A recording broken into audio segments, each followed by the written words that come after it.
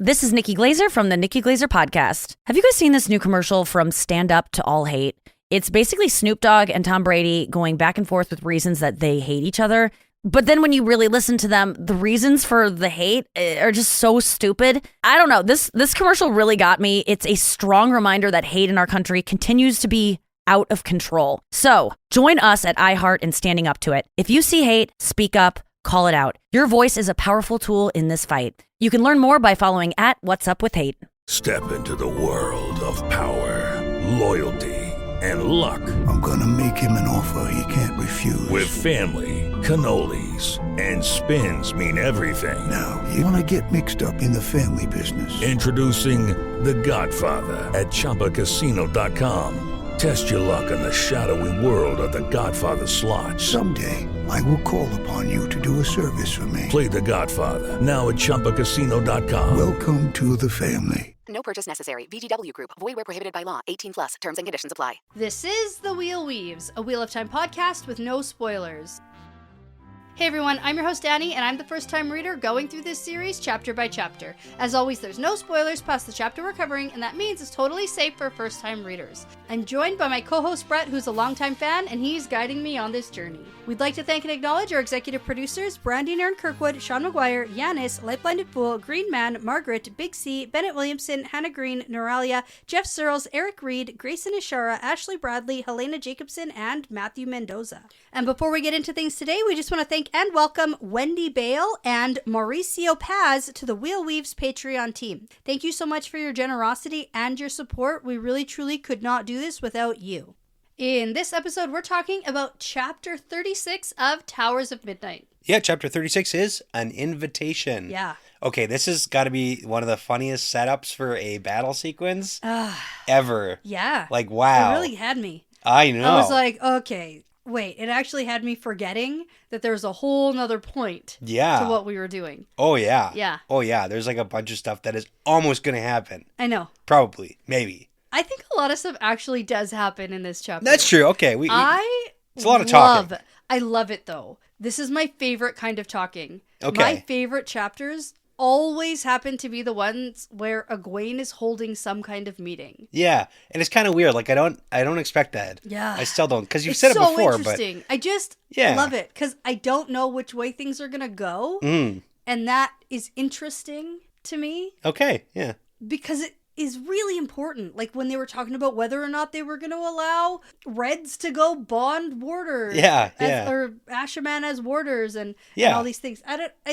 It's critical little points. You love meetings. That's what it is. Especially Egwene meetings. Right, Egwene meetings. Okay. Yeah. So I liked it. Okay, well, let's do the fun fact and we'll get into the meeting. Okay. Now, this fun fact is about the last little section of this chapter because we get a little bit of Perrin and, more importantly, Slayer. Yeah. So, figured I'd do a little fun fact here because we know Slayer is the combined souls of Luke and Isam. Mm-hmm. Now, I want to talk about the inspiration for Slayer because there's a few different origin points for him.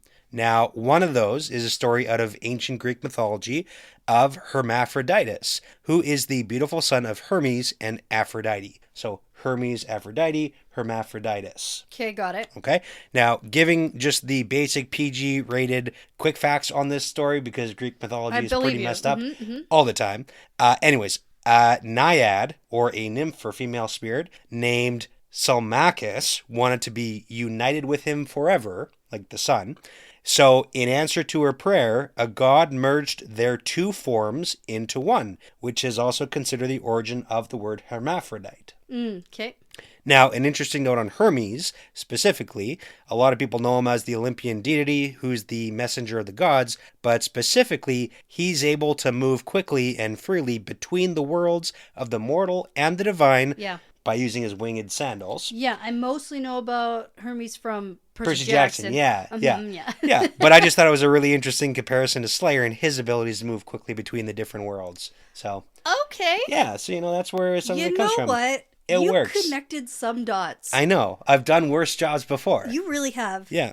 And I don't know if you can tell, but pretty sick right now. A little under the weather. I know. But we're pushing through. Yeah. So let's get into chapter 36. Okay, here we go. An invitation. And our chapter symbol is our sea folk symbol. Yeah, the birds and star. Right. So we're going to enter in Egwene's perspective. And Egwene is already in Tel'aran'rhiod. Yeah. Because the last time we saw her, she was like, it's time to go. I'm setting up for this thing we're doing. Yeah, the big meeting, the big fight setting night. Setting a trap. The trap night. Yeah, exactly. Everything is laid. Tonight's the night. It's like a game of mousetrap. Right.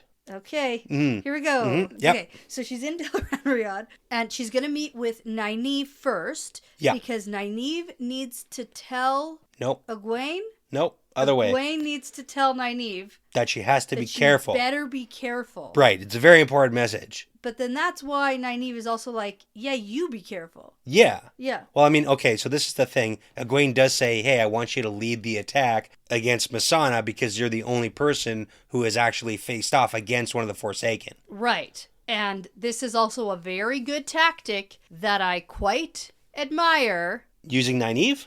Well, using Nynaeve, but also using her in a way that she knows Nynaeve is just going to do anyway. Yeah. She has a thought to herself where she thinks Nynaeve will attack. Right. And so at this point, it's like, I'm just giving permission. Right. So that it's kind of like my idea. Exactly. It's and like holding her back is going to be the hard part. Exactly. And so now we're like, okay, Nynaeve, you're leading the attack. I mean, it's a smart move. Nynaeve should lead the attack. But also, it puts Nynaeve a little bit more in control, and she's less likely to argue with Egwene about other little things. Yeah. The only big issue is, like, they don't know who's coming, if there's an attack, like, who it's going to be. I mean, they don't actually have, like, a very solid plan here. They don't know anything. Yeah. It's just like, hopefully someone shows up and will attack those people. Okay. I'm going to take that back a little. I don't know anything. Okay. We, the reader, have no real concept of what the plan is and what trap has been laid,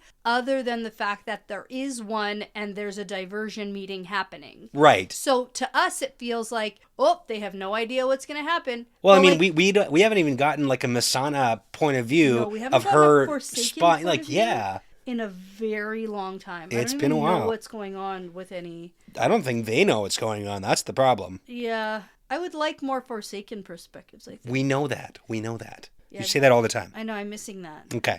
So anyways, Nynaeve's going to disappear, and she's going to hide because she is going to wait and stay hidden until Missana or the Black Aja or somebody comes, and then she's going to attack. It's good. And then somehow they're going to let Egwene know. Right. To come and help with the attack. Exactly. Okay. Now, Egwene is going to head over to this meeting that we aren't sure exactly what's happening yet. Right. But we will. Yeah. We find out pretty quick. But there's a really big description about how beautiful all the furniture is and like where it's we all are Ogier and why. made. Yeah. Because this is the diversion place. Right. There is actually going to be a meeting that happens here today. Yeah. But it is the diversion. Yeah. Or the lure, the whatever is trying to suck whoever's watching into Tel'aran'rhiod to come close. And like we're not really given a whole lot of information here. No. But it is a real meeting. Okay. And there's real people at this meeting. Definitely. So we've got Aes Sedai already here. Yep. So we've got Lyanna, Yukiri, and Siain.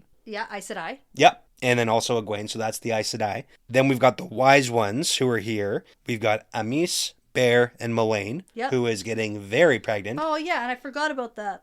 Yeah. And then we've got the Windfinders who show up like right around when Egwene shows up. And I don't think we get all the names because there's, I think, 4 of them. There's Shylin, who is like the leader. Mm-hmm. Then Renila, if you remember her, I remember her name. Yeah, she was the Windfinder to Nesta, like the queen, basically. And then she Nesta got killed by the Shanshin. And now Renila went down to the bottom of the hierarchy. Okay, good. Thanks for the recap. Yeah. Egwene has a thought about that too. And then there's 2 other Windfinders here too. I don't think they're named though. They all have very long names if they are named. Yeah, but I didn't see the names in this chapter. But anyway, so yeah, that's what we're going with right now. Okay, so Egwene is like, hey, everybody, sit down. Right. And the sea folk are like, nah, I think I'll stand. No. It's how I maintain my power in a meeting. Right. Yeah. Yeah. Never sit down. Never sit down. But then the Wise Ones are going to start the meeting by immediately insulting the sea folk. Well, everyone, really. Well, everyone. Everyone, yeah. Why are all these children here in Tel'aran'rhiod? Exactly. They're all babies who know nothing. I know. Surprise, surprise. Everyone is immediately offended also. So that is big shocker. Mm-hmm. And Egwene is like, okay, listen, I lent them the dream terangrial, so they have to channel to get in here. Yeah. And you want to know how you know that the sea folk are very untrained? They are switching their clothes all around. Boobs out. Boobs out. Boobs once out. in a while. Well, because in they're sea folk, right? It's not a big deal. Yeah, and you know what I don't like? That Egwene feels herself blushing. Right. That piece of writing, that one sentence, could do without. Okay. I don't think Egwene would blush at boobs at this point. Really? I mean, there's been enough of them. There's been so many like, boobs. all over the place. All the time. All over. Yeah. Yeah, we're not like, oh my god, boobs. Yeah. I don't know. Oh, you know, okay. Like, I get that maybe Brandon Sanderson of all the things, I don't believe to it. be like, oh my god, boobs. But right. like, yeah. Oh, it's so immodest. I don't know. I don't think so. They like bathe together. They're yeah. Like, no, I think that they're pretty comfortable naked with other ladies. For sure. Yeah. So anyways, we get Egwene who says... That's just my side note. Yeah, no, that's a fair side point. Now, Egwene says, I did lend them the dream terangrial, but the wise ones are like doubling down on the whole it's way too dangerous here. Yeah. But that's not the point. There's a reason that we're here today, and the sea folk were told that Tel'aran'rhiod is dangerous. And they said okay, so it's fine. And they are grown-ups. They're grown-ups, they can make their own decisions. And they're here. Yeah. So... Yeah. Which... Fair point. I mean, but I also like the wise one. The wise ones say it's kind of like giving a firebrand and a cask of oil to a child, and then claiming that you've given him responsibility for his own safety. It's like it kind of makes sense. Yeah. Get behind the wheel of the car, kid. Go ahead. It's dangerous. Go ahead, drive. Yeah, and then blaming the kid when the kid gets in a car accident. Exactly. Well, I get their point of it, but I actually don't think it's exactly the same. I'm not sure if that... Yeah, it's not exactly. Sticks. It's not exactly the same, but I get where both sides are coming from. But it's just there's so much tension. There's a lot of tension. There's a lot of tension. A lot of tension. So lots of squabbling, and then Egwene is like, "Can we just? Can we do this? Okay. Have a meeting, please?" Yeah. Okay. So everyone calms down a bit, and the wise ones want to know what this meeting is even all about. And the sea folk already know that they think that they know what we know we don't know. Exactly. And they're right. Yeah. They're right. They call it exactly. Right, because this is where Shylin speaks up and she says, we tried to hide ourselves from Aes Sedai, but now you know about us and you know our powers, and now you want us to come to the White Tower. Exactly. So just as a recap for anyone who forgot, so the sea folk have always sent like their sacrificial lambs basically to the tower. Yeah. The super weak ones that are just strong enough to become Aes Sedai, and they send them there and it's like, you're the sacrifice. And if you remember, do you know where all the sea folk Aes Sedai usually end up? What Aja and where do they work? Is it brown in the brown, libraries? But what 13th part? Depository. The secret histories of the Aes Sedai, which I always find so funny. Ooh. Like they're all working together in the secret histories, of course. Anyways, so they have sent people to the tower, but now that we know that they're not but just like none, super weak. Basically, yeah. Yeah, basically nobody, but now that there's like all the windfinders are super strong channelers. Only in air though. Air and water, yeah. Yeah, and so that's what we're really going to but nail like down here. Big old cables of air and water. Crazy, like, but weaker in other parts, but stronger in some. Exactly. And then same with Aes Sedai. Yeah, exactly. Weaker in some stuff, stronger in others. Oh, same with Wise Ones. Strengths and weaknesses. Strengths and weaknesses, and maybe, just maybe, we can all learn from each other. Well, I mean, hold on. You're jumping the gun here. Because that's like the conclusion. I know. Yeah. Well, they all like bicker. They all know what the conclusion is going to be, but they have to like barter to They have to argue their way through that. Yeah. But it is really funny, though, because the Sea Folk are 100% on point here. Because they're like, you want us to be a part of the tower. And that is absolutely what Egwene wants. She wants everyone connected to the tower. And as the Sea Folk are saying this, the Wise Ones are like nodding along. They're like, yeah, you're right. The Aes Sedai do want everyone connected to the tower. Yeah. And Shylin's like, okay, listen, if we can learn from you, then maybe we can have a bargain, because they've already tried to start learning from Aes Sedai when they were in Camelin. Yes. And we also have the kind of like bargain that Nynaeve Elaine did with the Windfinders, with the Bowl of the Winds, and that whole thing. We don't have to recap all that. But at one point, Nynaeve was trying to teach them. Yeah. And they were like really mean to her. They're really mean to teachers, and that's a whole other thing. There's a few things, but hey, the point is everyone's got strengths and weaknesses, and we should learn from each other. A couple good sentences in this I want to point out. The White Tower inhales, but does not exhale. I really love that one, because I just imagine like Kirby just like sucking up all this stuff, you know? I especially like when Kirby sucks up like a pop machine. Right. You become a pop machine. Yeah. It's great. You shoot cans. It's great. That's funny. And then also they exhale. Yeah. And then pretty shockingly here too, that makes Yukiri gasp because it's so shocking. She's like, you are right. She says that to the chief folk, and it's like, you never tell people they're right. No. It's the worst thing you can do. Especially as an Aes Sedai. Yeah, even when they are right. She does. Yeah. Egwene knows how to manipulate people. It's relationship building. It's manipulation. Okay. Well, you know, same sense. Like, same thing, right? Yep. Same thing. Similar? Same. Okay. Yeah. Yeah. How to make friends and influence people. Yeah. Lie to them and say they're right even when they're wrong. Well, no. Admit when they're right and let them feel like they're part of it rather than just telling. Who likes to be told what to do? Trying to steamroll people. Nobody. Yeah. Nobody likes that. Mm-hmm. She should do some of that with Gawain, which we saw that she might be starting to do. Well, ask him to return to the tower. Gawain's a different You know what? story. I don't even know why I brought him in. I don't want to talk. Yeah, now. I shouldn't have done that. You're ruining my good chapter. I know. I shouldn't have even brought up his name. He's no part of this includes him. It has nothing to do with him. Stop it. Okay. Anyway, so Bear wants to know what the heck is the point of this meeting? Like, we're dancing around here. Yep. What's going on? And it's really entertaining. I really find all the back and forth. It is very entertaining. Yeah, and I like the dynamics between like the three different cultures. Like, it is pretty good. Yeah, but Egwene just straight up says, "Listen, guys, we need an alliance. Mm-hmm. Do you want to form an alliance with me?" Absolutely, I do. Except they're not that quick. No, they don't. They're not that eager. They're like, we'll think about it and see what all the stuff we get in return. Yeah, most importantly, what is the name of the alliance? Like, that's the real question. Like, Big Brother style, you got the three cultures coming in, you're like, alliance. Yes, day one alliance. Well, actually, it's not day one at all. No. This is like day 56. At the end. Yeah, and we are losing. We are not doing well. No. We need an alliance now name. We need an alliance to go against the bad guys. Right. Yeah. Okay. And also move forward with a better world. Right. Yeah. Okay. Think about it. Think about that. I'll think about the alliance name. Okay. So Three amigos. Now we got to talk about the terms of the alliance. So we need these groups of channelers to share knowledge. And essentially, Gwen is going to bring up the idea of sending apprentices, so accepted, not Aes Sedai specifically, but accepted to the Aiel and the Windfinders to train. And then each of those groups are like, well, we're not going to be easy on them like you are in the White Tower. Oh, you're so easy on them. And then Egwene thinks back to her own sore butt. Exactly. And her washing dishes and scrubbing chimneys. Right. And then in return, the Sea Folk would send apprentices to the tower. The Aiel would send them to the tower too, but not like the token sacrifices that have been in the past. Yeah. Because the Sea Folk are like, whoa, we already do that. But Egwene's like, well, no, but like better than what you do right now. Yeah. And you can also have them back if they want to return. That's a big part of it too. So we do kind of get a few terms later on here, but there is some pushback. Gotta read the terms and conditions. You have to. Yeah. Because Egwene's got a really good point here. She's like, because there's pushback. It's like, well, we don't want to send apprentices. Like, we don't want them to be part of your club. We don't want to be in your club. Yeah, you're going to, like, indoctrinate them. Yeah. And Egwene's like, if they want to stay, they can. And if they want to return, they can. Yeah, which is good. But Egwene also says, hey, wouldn't it be a good thing if there was an Amberlin seat or just in general more Aes Sedai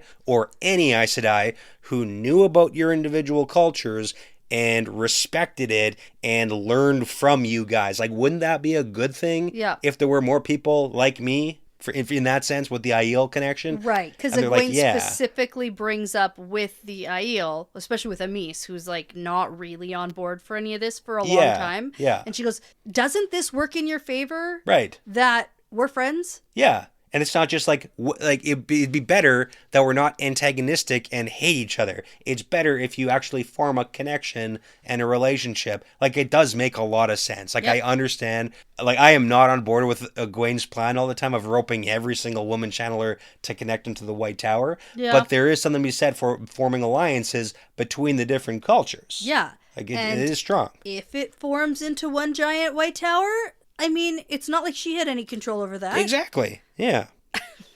Now, a big asterisk to this is you can't just send Aes Sedai, like full-fledged Aes Sedai, to these cultures because they're just a bunch of stubborn buttheads anyways. You got to send the malleable ones, like accepted, who aren't like super weak like novices and don't know nothing, like the middle ground. Yeah. That's the important part. Yeah. And Egwene's like, hey, sea folk, you know how all that's going for you? Trying to learn from Aes Sedai who do not want to teach you? Yeah, because that's what they point out. Is that going well for you? Nobody likes that. It's not going great. Yeah. So now the sea folk, of course, want the deal sweetened. Yeah, they're the master bargainers. They really are not going to walk away with nothing here. Yeah, yeah. And so Egwene is like, okay, you can keep the dream terangrial that I loaned you. And I love it because they're like, well, we already have them. And Egwene's like, you're borrowing it. Yeah. You're borrowing it. It's not permanent. You can have them, though, as the deal sweetener. Yes. So. But the wise ones hate this. They're like, no way. We don't want a bunch of untrained children running around in Tel'aran'rhiod causing all sorts of mayhem. Flying around Falma, zipping around. Yeah. Anyways, okay, so Egwene's like, hey, you can't keep Tel'aran'rhiod for yourself forever. That's done. Yeah, but we can't keep doing this. Wouldn't it be good if you could teach more people? Right. And then we could really just utilize it? Yeah. Maybe, like, talk to each other more often. But, like, in better ways and in more secret places. Right. Not just, like, in the same spot all the time. Like dream shouting. Dream shouting, TM. Feels... Gotta trademark that. Yeah. Yeah. Feels safer. Right. It does feel safer. Yeah. I don't know why, but it does. Well, because you're not in Tel'aran'rhiod. Yeah, it doesn't seem like you can... float around in the stars. Right. And then you scream into a star that's someone's dream. Exactly. And then they get a message. Right. And they remember it. Yeah. And probably other Forsaken can't hear what you've dream shouted into someone's personal dream. Sure.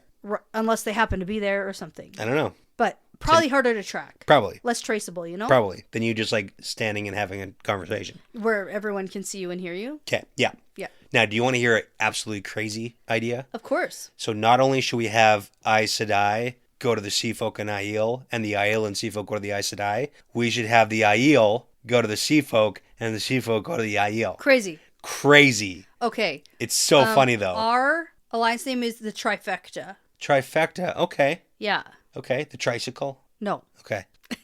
Definitely not. Okay. But anyways, the first thing that the wise ones say is like, whoa, whoa, whoa, whoa, whoa. We're going to go on a ship? Like in all that water? So much water. Yeah. And Egwene's like, hey. yeah, it's good to face your fears, I think. He's like, we're not afraid of the water. We just respect it so much that we want to stay as far away as possible from it. Want to go anywhere near it. No way. And I can't imagine the sea folk also being super cool with just hanging out in the desert. There's no water. None. It's so funny. Like, I really like this. I like this idea. Mm-hmm. Do you like that idea? Sure. Okay. Yeah. But now there's another point. Yeah. That the wise ones and the Windfinders. Subsection C of part 3 of... Absolutely. Yeah, okay. That. Yeah.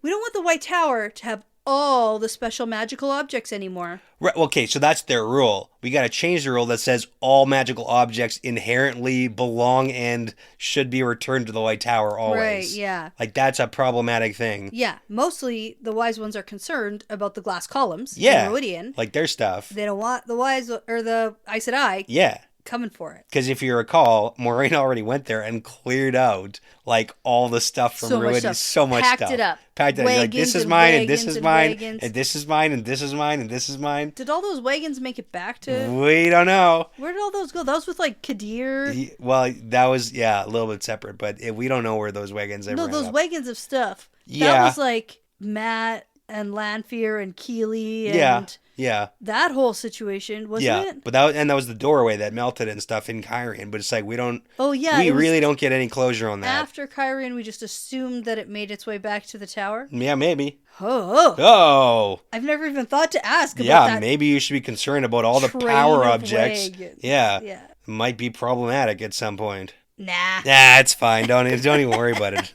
I'm not worried about it. I'm not worried. Okay. I have so many other things to worry about. You know what you do have to worry about? Those dang farmers finding Terangrial and being like, this is mine and I'm keeping it. Or that's why the rule exists. It. Yeah, because you got to be able to take that stuff away from those people. Right. You can't let them have those things because they'll hurt themselves. Dealing with such crazy stuff. No, not even at all. Some of them you don't even need to channel into. Right. Just anyone could use them, and anyone that's the worst thing. Anyone could just fall through a doorway. I hate that. Yeah. It'd be terrible. Like Matt. Yeah. Anyone could just wander into a doorway. Yeah. Get his life all messed up forever. Exactly. See? Anyway, so we're like, okay, fine. Yeah. Not everything. We can agree. Some things. You can keep. Yeah, you can keep. And Egwene is like, hey, sea folk, you already have the Cloud Bowl. What more can you want? Even? Yeah. And then side note, she thinks, I'm kind of still mad about that bargain, by the way. Right. Yeah. Nynaeve and Elaine should have known better. No, they did the best they could. It's like, I don't think you could have done better, Egwene. I don't know. I don't know. Yeah. Anyway, so there's still some hesitation, a little flip-flop and stuff, whatever. Change is scary. Change is scary. Now, Egwene has a couple more good points to make. Number one, Elaine can make Terangreal, and with the last battle coming, there's a good chance that a lot of like these talents are going to start popping up more often. Right. So they got to get ahead of the game here on these rules. Egwene's the dreamer. Yeah. We also have Nynaeve with crazy amounts of power. We have all these other talents popping up and foretellings and stuff like that are all popping back up. And so it feels as though the pattern is preparing us for the last battle. Yeah. Yeah, and like the world's changing, and you can't just like pretend it's not. You're gonna get left behind, so we gotta face it. You gotta face it, and that's a good point. The way that we have been doing things hasn't been great. Right. This doesn't work well, and that's true. That's true. It has not been good. So the three groups should have been working together for a long time now. Right, but Egwene is the fixer. She sees a problem, wants to fix it. Gonna fix it. Last battle's here. Dragon's gonna release the Dark One because he's crazy. I don't know. And more importantly, or maybe less, I don't really know. Let's all band against Rand at this point. Egwene, let's all fight Rand. That's great. And then also, there's one group of people who want to see all these channelers destroyed and or collared. One common enemy. Exactly. Seanchan. So we gotta do something about them. Yeah, you're right. We hate those guys. Right. Which is fair. It's fair. Mm-hmm. I hate them too. Yeah, so there's lots more back and forth, negotiating the terms that might work. And it's all potential because like they're not technically agreeing to anything yet. But these are all the leaders of their... And it's so funny too because as this whole conversation's going on, I was like, okay, we're getting somewhere. We're really going to get a system going. Right. And then they're like, 2. You can have... 2. You can have 2. And you can also have 2. So that's 4, so that's good. That's a good start. start. And then you'll send us 2. Yeah. I was like, that's not enough. That's not enough to make any sort of change or difference. Yeah. For 6 months to 2 years. And it's like, okay. Okay. It's a start. It's a starting point. It's a starting point. That 2 can very quickly become 4. And that's probably where it'll stop. But that's 4. Because then it'll be the last battle. Exactly. Yeah. And we'll all be dead anyways, and it doesn't matter. Ooh. Yeah, so anyways, not officially agreed upon, but these are all the leaders of their various factions. So, like, it's not technically an agreement, but they got to go back and talk to their people and then come back and, like, but it's basically finalize it. like... It sounds like it's more or less a done deal. At least we've broached the topic. Yeah. And discussions are open. Like, none of them are saying, like, no. It seems amicable. Yeah. It seems... We're finding a way to make it work. We're going to make it work somehow, and I like it. It's good. I'm here for it. We should have been doing this for a long time. I agree. Anyways, so this proves Shylin right. Yeah. She's her like, point. Listen, I knew you were going to try to have sisters training us. Yeah, it's like, connect us to the White Tower. Ha. Yeah, and Egwene's like, well, yeah, but the current deal that we have right now isn't good for anybody. Yeah, you have like a medium crappy deal here. Yep. Like, let's turn it into something that people like, and it's not a form of punishment for you guys or for us. Or for the Aes Sedai. Yeah. Yeah. Like, everyone hates it, so let's turn it into something that's good that we can learn from. Yeah, so we got to go discuss it and then come back with an official answer, but hopefully... Yeah, it sounds like it's going to go through. You know what? Everyone's pretty positive. Like, overall, we're all pretty positive here. Yeah. Yeah, and importantly, the wise ones have to pick, like, the strong Aiel who aren't going to be corrupted and turn into soft little wetlanders. Oh, sure, whatever. Right? Do whatever you guys want to do. It's just funny because, like, Avienda always talks about how, like, she got soft and stuff. Too soft. And so it's after so long here, But anyway, importance of sharing knowledge is the key. Yep. And that's really what we're going on. Cool. New alliance. Now, the last reason that they're here, Egwene is worried because she hasn't had any word from Nynaeve or Swan about the Black Aja and Masana thing that's currently happening. That's what I was saying. And I went, oh, the lure, right, the luring. Already. That was like the actual, I know you forgot that this was the trap. Yeah. Yeah, the lure to get you in here. And they all take a minute to talk to their own groups, and they're doing their whisper. Yeah, like, is anything else going to happen here? Because, like, there's nothing else happening here, and I don't have anything else on the, itinerary. Yeah, and then Yukiri's like, Egwene, I don't like any of this. This is bad. Yeah. Paula Tower's not going to like any of this. All of those objects of the power are mine. Ours. Yeah. Yeah. No, you can't. Oh, and then this is actually where they had the conversation about the how talents are turning. The talents and, what about everything the Black Tower has or anything that's for a man? Yeah. Like, do we lay claim to that? Like, and it's like, could we lay claim to stuff that men can use? And even if they have stuff, could we demand they return it? Like, we don't have the power to... We don't have the means. We can't enforce that. No. And if you're making rules that you can't enforce, that's also not a good thing. No, it's bad, actually. In fact, I would say it's bad. Yeah. That's a bad rule to have. Yeah. But wait. Oh, yeah. Oh, then they get interrupted. Swan, all disheveled, looking frazzled, looking crazy, looking partly singed. Yeah, it's like, what happened here? Okay. Pops into the room and says, Mother, we need you. They didn't come to eavesdrop. They came to attack. It's like, why are we so surprised about this? I thought that was literally the point. Yeah, but we thought they were going to eavesdrop so we could attack them first, but then they just came in and started attacking us. The ambushers become the ambushees. That's the problem here. But we also don't even know who yet. Like, she doesn't say who this is. Uh-huh. That's true. So anyways, we're on the precipice of some sort of fight sequence. And it only gets better. You know what? This kind of cliffhanger is I like it. It's fun. It's good. Because at least there's something actually happening. Right. Now, I can't decide if I want to actually see what's going on or if I want like a recap later. Well, that's really funny because like this next little perspective here might really change the dynamic of what's going to be happening here. Well, yeah, I really thought we'd get a little bit more of a definite thing. Yeah. Because the last time we saw Perrin. Yeah, okay. So are we going to jump into it now? Oh, yeah, okay. We're just going to do it. Let's just do it. Okay. All right. So Aes Sedai are getting attacked. Yep. Not sure by who. Yep. In Tel'aran'rhiod. In Tel'aran'rhiod, that we know of. Maybe. We don't even really know that, to be honest. Well, okay. We don't.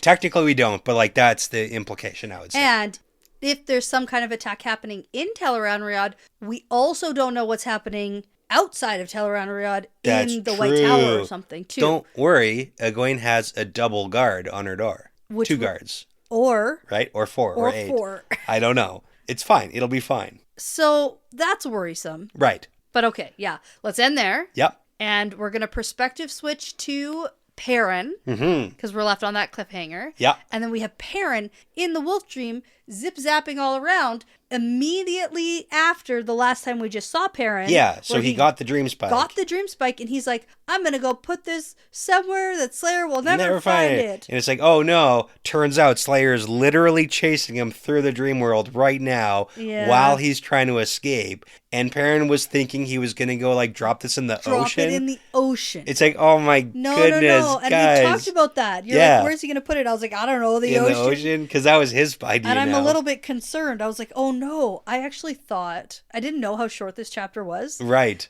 And I thought that maybe we would switch back. Yeah. So like Egwene, and they're trying to do something, and then all of a sudden, like, magic is weird. It's like, wait, what? Yeah. Perrin, like, hucks it at Tarvalon or, like, Dragonmount or something. Yeah. And it's just like, what? Right. Okay, so... Because I've been whining about this crossover I want. Well, that's the funny thing is, like, now we've got... It seems like everybody's in the world of dreams right now. Yeah. We got everyone here for the big meeting, I guess. And Perrin's like, hey, I'm going to come crush it. So he's running, but this is the issue. So there's the dome. Perrin is holding the dream spike. He can only jump as far as the dome allows. Right? But Slayer's, he can go wherever he wants to because he's not trying to drag this dream spike around. By the dream spike. Yeah, exactly. So Slayer basically is going to forever outrun Perrin. He can't get away from him. So now Perrin's thinking, okay, how am I going to get rid of this dream spike or hide it or whatever, and then decides the only thing to do, I have to fight Slayer. I have to kill him. That's the only way I can be sure to protect Fael. And yeah, we gotta fight him, and I gotta kill him. And or convince him to leave me alone. Oh yeah. Yeah. Right. Yeah. Okay. He sees Dragonmount off, and he sees the White Tower. Well, no, you forgot about how an arrow slices past his shoulder. Oh, yeah, I did forget about that, because he also does, like, the wall thing. Yeah. You create the wall, block the arrow. It's pretty good. Yeah. Just imagine arrows don't exist. Right? Can you, though? Yeah, that's something you can do. Can you do that? I can imagine myself with, like, impenetrable armor on. Perfect. I like that. Yeah. All over. Right. Perfect. Mm-hmm. That's the solution. That's the solution. Anyways, he can see the White Tower. Yeah. And he's like, hey. And I was like, I'm going to go there. Oh, no. Oh, no, don't go there, Perrin. And the city's going to give him the advantage because all the buildings and stuff. And he's going to go fight Slayer in Tar Valon in the World of Dreams while Egwene is there with her meeting trying to fight a Forsaken or Black Hadja. Yeah. Let's all get there. And then no one can make gateways in Tar Valon, I guess. And whatever else is going to happen. You know what? So remember when we were like, hey, is Egwene ever going to meet Perrin in the World of Dreams? And this is what I wanted, a crossover event. But are they going to cross or are they just going to just miss each other? Oh, that's going to annoy me. Oh, it's so annoying. Yeah. Nothing ever annoys you in this series. No. It's good. It's time for something. I'm cool as a cucumber pretty much always. Right. It's time for something to annoy you. Okay, are you going to call it? Is there going to be some sort of... Yeah. Yeah? There has to be. Are they going to work together? This setup... Right. Cannot be anything other than that. Yeah, I know. You said it so confidently, though. It cannot be. I absolutely cannot believe. Refuse to believe that it's... I refuse to believe that it's something other than the ultimate crossover event. Yeah. Yep. Okay. It's like back in the day when Private Practice would cross over with Grey's Anatomy. Oh, man. Wow. That was always a big deal. And they advertised the crap out of that. You really had to be watching both shows to really understand what was going on. Otherwise, you'd be like, who are all these people? Yeah. Yeah. They're not very good standalone episodes. No. So we got to do the crossover. Kind of like Super Smash Bros. Okay. You know, we're just like a bunch of characters. Sure, just throw them in there. Get thrown in the ring, and you're like, whoa, Jigglypuff, why are you fighting Link? Oh, man. Right? Okay. That is funny. Yeah. I like that. That's what I think of. Okay. Yeah. I want a Smash Bros. Version, but with Wheel of Time characters. Yeah. That'd be great. Somebody make that happen. That would be really good. Yeah. Okay. That'd be good. Okay. Well, this feels problematic, and I feel scared. Now, do I get to read... One chapter. You get to read one chapter. One chapter. One at a time. Okay. Because we are in the middle of things and illness and also trying to do show stuff and being sick. We got things. Yep. And one at a time. We're still recording, so good for us, actually. Yeah. Okay, one at a time. Well, before you go ahead and maybe wreck all of your friends' hard-set plans that you didn't know you were about to wreck, I'm going to say that this is part of the pattern now. Yeah, it's part of the pattern.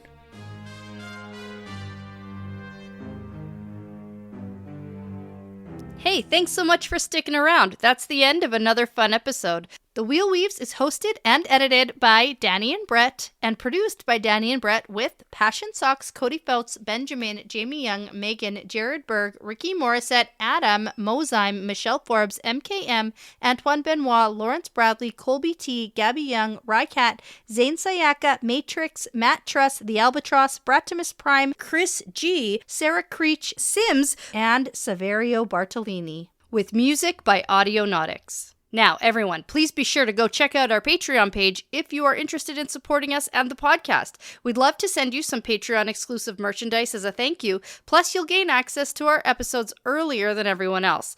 And, at the time of recording, we have almost 50 bonus episodes for your listening pleasure.